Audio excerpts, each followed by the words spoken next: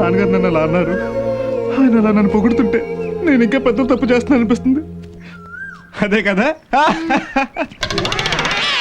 Aunty కత్తిలా ఉంది కేక.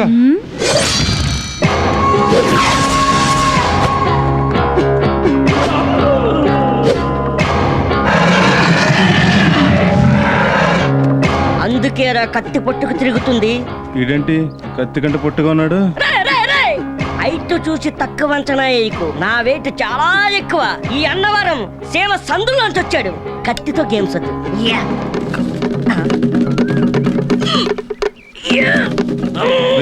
నేను చేస్తా. థ్యాంక్స్. వస్తున్నా. ఇదేంటి హచ్చాట్లో బొచ్చుకోకలా ఫాలో అవుతున్నాడు? నేను ఇంత సీరియస్ గా ఆలోచిస్తుంటే నీకు సిల్లిగా ఉందా?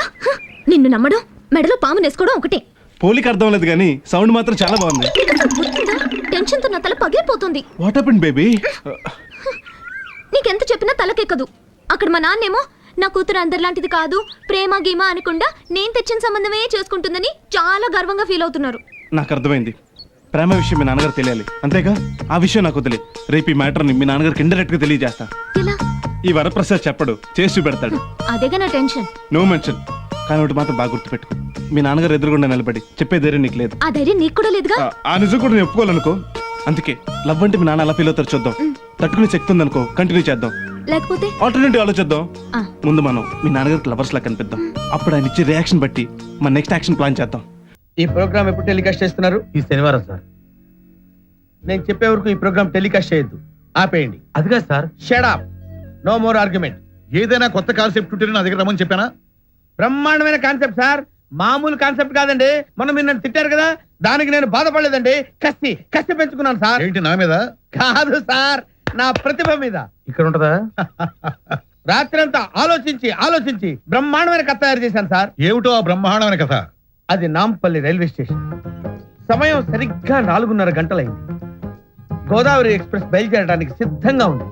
అందులో ఒక అందమైన కుర్రాడు, బ్యూటిఫుల్ యంగ్ చాప్ ఆర్ఎస్లో అలా కూర్చుని చూస్తూ ఉన్నాడు.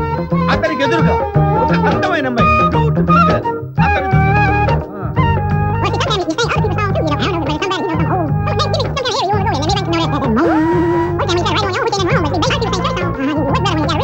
Wonderful, fantastic. తొందరపడి నేను తిట్టినందుకు నేను చాలా బాధపడుతున్నాను. I'm sorry. It's all right sir. పళ్ళున్న చెట్టుకే కదా రాళ్లు పడేది. అయినా మీరు నన్ను తిట్టారు కాబట్టి నాలో కసి పెరిగి ఇంత అద్భుతమైన కథ ఆలోచించగలిగాను. Good.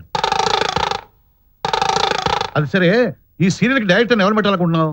If you don't mind, దీన్ని ఎవరు డైరెక్ట్ చేసినా ఆ ఫీల్ రాదు సార్. అందుకే కథ, మాటలు, స్క్రీన్ ప్లే, దర్శకత్వం, సంగీతం అన్ని నేనే చేసేద్దాం అనుకుంటున్నాను సార్. నీ ఇష్టమయ్యా, బట్ సీరియల్ మాత్రం అద్భుతంగా రావాలి. సార్ సార్, ఇది చాలా అన్యాయం సార్. తప్పు సార్. ఏంట్రా, ఏంటి నోరు పెగులుతుంది? అది కాదు సార్, ఇన్నాళ్ళు నా ఐడియాలన్నీ మీ ఐడియాలుగా ఎండి గారికి చెప్పుకున్నా నేనేం పెద్ద ఫీల్ అవ్వలేదు. కానీ ఈ రోజు కృష్ణమూర్తి బాధని మనం కథలా చేసుకోవడం తప్పు సార్. వద్దు సార్. నోరు మోయ్. ఇలా అయితే ఏం బాగుపడతావు నువ్వు? లైఫ్ లో ఏం పైకి వస్తావు? చెప్పినట్టు చెయ్యి. నువ్వు పురుగులు పడిపోతావరా? అలా నిలబడతావేంటి? రండి బాబు ఆగండి. ఆగడాగదంటావు పెద్ద తెలుగులోలాగా. ఏదో దూర బంధువు కదా అని ఇంట్లో తీసుకొచ్చి పెడితే నా మాటకి ఎదురు చెప్తావా? ముందు సామాన్లు మార్పించు. మావయ్య నా మాట విను మావయ్య. నేను నీ మాట వింటాం కాదు రా, నువ్వే నా మాట వినాలి. కోర్టు పనులకి ఎలాగో పనికిరావు, కనీసం ఈ పనులన్నీ చేయించు. ఏంటి ఈ పనులే? సెకండ్ సెటప్ పనులే. అందుకైనా పనికొస్తావా? 7 అత్తయ్య. అత్తయ్య లేదు, దుత్తయ్య లేదు, నువ్వు మాట్లాడుకో. ఏం గురునాథం, ఏమిటి హడావుడి? భయపెడతావు చెప్పు. ఏం లేదు అత్తయ్య, మావయ్య సెకండ్ సెటప్ పెడతాడంట. ఈ గది ఖాళీ చేయమన్నాడు. వాస్తు ప్రకారం దక్షిణ వైపు గది అయితే మంచిదంట. వాస్తు ప్రకారం సరేనయ్యా, కానీ చట్ట ప్రకారం అలాంటి వాళ్ళు ఎక్కడ ఉండాల్సి వస్తుంది? సెంట్రల్ జైల్లో. వాళ్ళకి సహాయం చేసిన వాళ్ళు సబ్ జైల్లో. అయితే ఇద్దరు సిద్ధం కండి. మావయ్య నా కొంప ముంచావు కదా, నువ్వు ఇరుక్కుంది కాక నన్ను కూడా ఇరికించావు. ఇరుక్కోవడం ఎందుకో? ఇద్దరు పిల్లలు ఉండొచ్చని కోర్టు తనేగా సమర్థించింది. నేనెందుకు సమర్థించానో మీకు తెలీదా? తెలుసావా? నువ్వే పెద్ద తెలివిగలుగుతావు అన్నట్టు జడ్జి ముందు నన్ను ఇన్సల్ట్ చేశావు. అక్కడ కూడా ఓడిపోయా మావయ్య. మనం ఎప్పుడు ఓడిపోవడమే. నేను ఓడిపోయినా, కావాలంతా గెలిపించడానికి ఓడిపోయాను. అసలే కానీ నువ్వు వెళ్ళి ఆ కనక కూని కేసులో సాక్ష్యం చూడు. కూనీ కేసులో సాక్షులు చూడాలా? అవును. మావయ్య నేను బతకడం నీకు ఇష్టం లేదా? నువ్వెక్కడ చూస్తావు? నువ్వు చదువు, మమ్మల్ని చంపుతావు. వెళ్ళి. Hello uncle. Hey uncle jackal. ఎప్పుడు వచ్చా బాబా అమెరికా నుంచి? నిన్న వచ్చాను అంకుల్. అమెరికా విశేషాలు ఏంటి? రేగన్ బాబు వాళ్ళు బాగున్నారా? They fine. నన్ను ఎవరన్నా అడిగారేంటి? లేదు అంకుల్. నువ్వు వచ్చేటప్పుడు వాళ్ళని కలిసి ఉండవులే. అమెరికాలో ఆడోళ్ళు మగవాళ్ళు పబ్లిక్ గా ముద్దులెట్టేసుకుంటారంట. మన దేశపు వాళ్ళు అక్కడికి వెళ్ళినప్పుడు మరి ఆ కన్సెషన్ ఉంటుందా? Yes uncle. బట్ మన దేశపు అమ్మాయిలే ముద్దు పెట్టుకోవాలి. సర్లే, రామేశ్వరం వెళ్ళిన శనేశ్వరం తప్పలేదని. బాబు, I going out anywhere? No daddy. మీరంతా ఏమైనా డిస్కస్ చేయబోతున్నారా? నా మొఖం పెద్ద డిస్కషన్ ఏముంటది, సాయంత్రం సరికొచ్చేస్తుంది. నాన్నగారు ఆ వివరాలు చెప్తున్నారు. Wow, you mean smuggling? Yes. Exciting. బాబు నువ్వు లోపలికి వెళ్ళు, ఇది పెద్దవాళ్ళ విషయం. వాట్ డాడీ, నేనేమైనా చిన్న పిల్లని అనుకుంటున్నారా? ఇదే అమెరికాలో అయితే this is nothing, it's very simple. చిన్న పిల్లలు కూడా గన్స్ తో పిస్టల్స్ తో టాయ్స్ లాగా ఆడుకుంటారు. Smuggling is a hide and seek game over there. Daddy daddy please daddy, సాయంకాలం నేను కూడా వెళ్తాను. Let me go. శాప విమోచనం.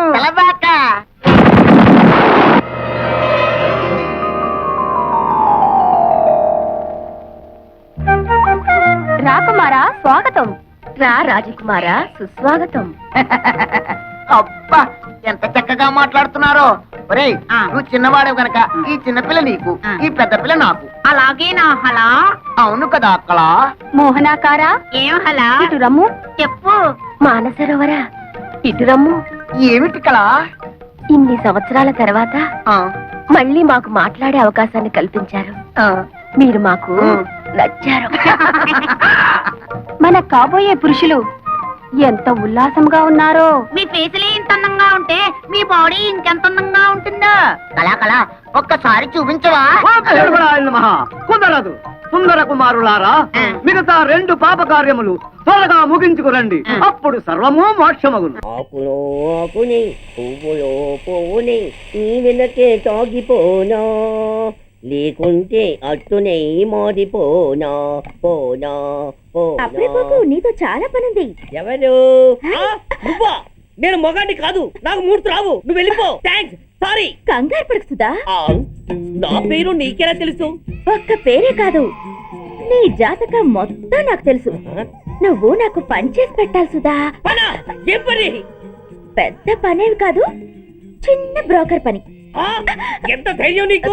ఇంత బతికి నన్ను బ్రోకర్ పని చేయబట్టావా? నిన్ను ఆవేశపడకమ్మా, బయట వాళ్ళకి కాదు, నాకు నీ గురుడికి మధ్య. ఓహో, గురుడికా? అట్లేసుకుని బతికేవాడిని. ఆడదాన్ని మాటిస్తానంటే నా వీపు మీద అట్లేసుకుంటాడు మా బాసు. నన్ను వదిలేతల్లో. అంటే నో అంటావా? సారీ అంటాను. సరే, నీ ఇష్టం. రేపు మార్నింగ్ 8:30కి టీవీ చూసుకో. ఏ యువర్స్ లవింగ్లీలో మా బాస్ కి లవ్ లెటర్ రాసావా? నువ్వు నాకు ఆ రోజు 100 రూపాయలు ఇచ్చింది, అవి కొనుక్కొచ్చింది అంతా టీవీలో వస్తుంది. ఈ ప్రోగ్రాం విషయం మీ గురుడికి కూడా ఫోన్ చేసి చెప్తాను. అయ్యయ్యో, బతుకుంటే బట్టలైనా ఉత్తుకుని బతకచ్చు. నేను స్లిప్ అయిన విషయం మా బాస్ తెలిసిందంటే నా గుమ్మ వాచిపోతే నా గొప్ప కొల్లారు చెయ్యకుదల్లా. అయితే బ్రోకర్ పని చేస్తావా? అంటే పక్కలేయాలా? పక్కలు పరుపులు మేము వేసుకుంటాం గాని ముందు మా లుక్కులు కలుపు. నా మీద మంచి ఇంప్రెషన్ కలిగేట్టు చేసి మీ బాస్ ఓటు నాకు పడేలా చెయ్యి. ఓకే? ఓకే. అవును, పొయ్యి మీదేంటి? దోశలేసి చేస్తున్నాను. అమ్మో, మాడిపోయింది. ఇంట్లో కోడిగుడ్లున్నాయా? ఓ బోలెడు. అయితే ఓ పని చెయ్యి, మాడిన దోశ పక్కన పడేసి నాకు డబుల్ ఆమ్లెట్ వేయి. అలాగే. ఉల్లిపాయలు పచ్చిమిరపకాయలు కాస్త ఎక్కువగా వేయి. వేస్తా. కొంచెం మిరియాల పొడి కూడా తగిలించు. తగిలిస్తా. ఇదిగో ఉప్పు కాస్త తక్కువే. అలాగే. ఎండ్రిని కూడా వేస్తా.